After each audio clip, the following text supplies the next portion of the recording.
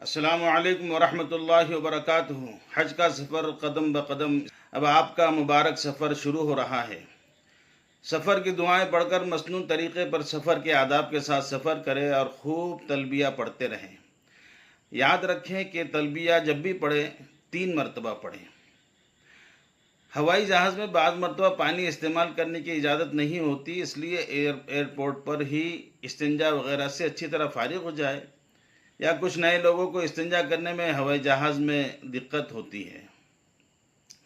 مکہ مکرمہ جب قریب آنے لگے تو ذوق و شوق سے تلبیہ پڑھیں۔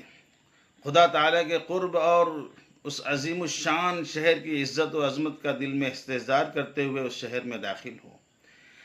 اپنی متعینہ رہائش گاہ پر سامان رکھے، پھر وضو یا غسل کر کے مسجد حرام کی طرف روانہ ہو۔ مشورہ اس میں یہ ہے، چونکہ سفر لمبا ہوتا ہے اور سخت تھکاوٹ ہوتی ہے، اس لیے بہتر یہ ہے کہ پہلے کھانا کھا لے اور کچھ دیر آرام کر لے تاکہ تھکاوٹ ختم ہو جائے اور تازہ دم ہو کر عمرہ کیا جائے۔ رہائش گاہ پر سامان رکھنے کے بعد وضو یا غسل کر کے مسجد حرام میں داخل ہو۔ اگر ہو سکے تو باب السلام جو صفا و مروہ کی طرف سے ہے داخل ہو تو بہتر ہے، ورنہ جس دروازے سے بھی داخل ہو جائز ہے۔ مسجد حرام میں داخل ہو کر یہ دعا پڑھیں: بسم اللہ والصلاة والسلام علی رسول اللہ، رب اغفر لی ذنوبی وافتح لی ابواب رحمتک، اور اعتکاف کی نیت کر لیں۔ تلبیہ اور درود شریف پڑھتے ہوئے چلتے رہیں اور برآمدے اور سیڑھیوں سے اترتے ہوئے مطاف میں داخل ہوں۔ جہاں سہولت سے جگہ ملے تو راستے سے ہٹ کر کھڑے ہوں۔ اب کعبہ شریف پر پہلی نظر ڈالیں اور پڑھیں: اللہ اکبر اللہ اکبر اللہ اکبر 3 مرتبہ، لا الہ الا اللہ 3 مرتبہ، درود شریف 3 مرتبہ، اور بھی دعائیں جو یاد ہوں وہ پڑھیں، لیکن یہ دعا ضرور کریں کہ اے اللہ، آج سے پہلے میں نے جتنی دعائیں مانگی ہے وہ بھی، اور موت تک جتنی دعائیں مانگوں گا سب کو قبول فرما اور مجھے مستجاب الدعوات بنا دیجیے۔ اسی طرح یہ دعا بھی کر سکتے ہیں: اللہم انی اسألک رضاک والجنہ واعوذ بک من سخطک وغضبک والنار۔ اب طواف کرنا ہے۔ جب فرض نماز جماعت اور سنت مؤکدہ فوت ہونے کا خطرہ نہ ہو تو طواف شروع کریں۔ اس کا طریقہ یہ ہے کہ طواف کی نیت کرے کہ اللہ، میں تیری رضا کے لیے عمرہ کے 7 چکروں کی نیت کرتا ہوں، اے اللہ اسے میرے لیے آسان بنا دے اور قبول فرما لے۔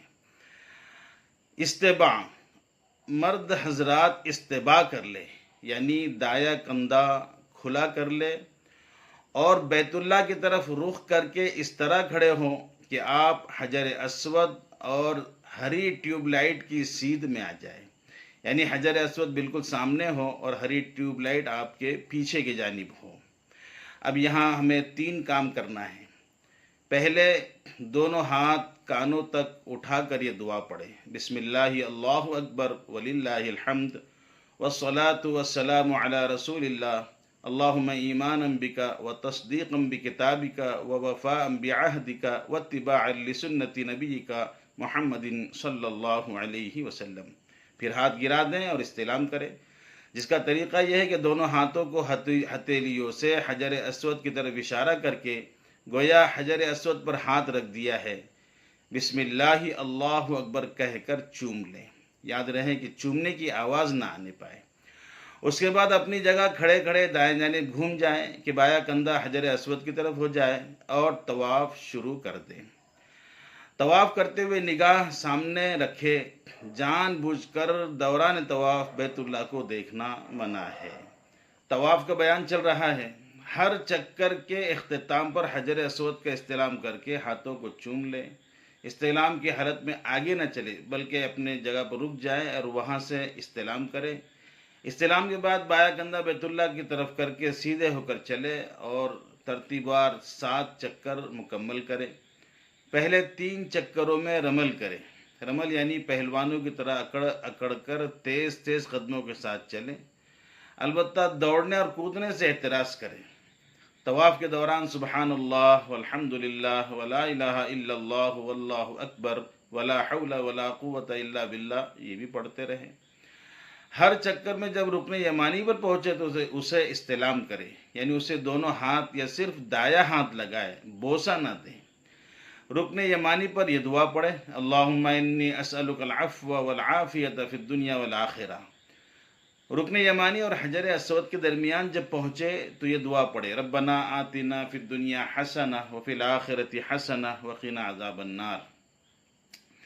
طواف کرتے ہوئے حجر اسود سے پہلے والا خانہ کعبہ کا جنوبی مغربی کونا جو ہے اسے رکن یمانی کہا جاتا ہے۔ بعض مرتبہ اس پر خوشبو لگی ہوتی ہے، اس لیے اگر خوشبو لگی ہو یا ہجوم بہت زیادہ ہو تو ہاتھ لگائے بغیر ہی گزر جائے، اور اگر خوشبو نہ لگی ہو تو اس پر ہاتھ لگائیں۔ عمرے کا تلبیہ حجر اسود کے استلام کے وقت اور حج کا 10 ذو الحجہ کی رمی کے وقت تلبیہ کا وقت ختم ہو جاتا ہے۔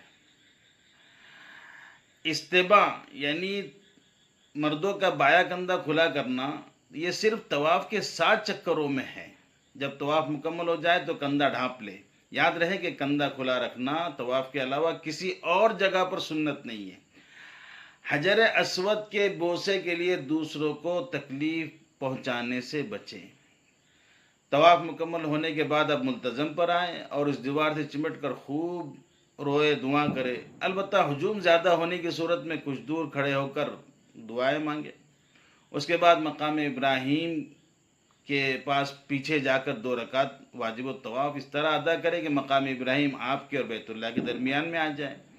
پہلی رکعت میں سورہ کافرون اور دوسری رکعت میں سورہ اخلاص پڑھنا افضل ہے۔